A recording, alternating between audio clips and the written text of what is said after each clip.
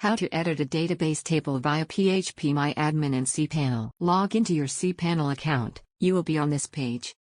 Go to the Databases section and click on the phpMyAdmin icon.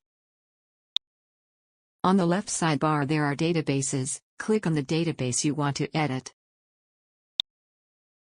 The selected database expands in the right pane. Now click on the table you want to edit.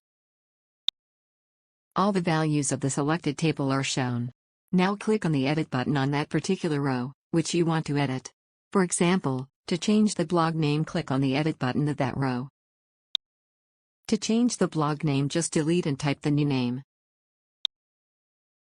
Now click on the Go button of this text editor. Notice that the blog name has been changed.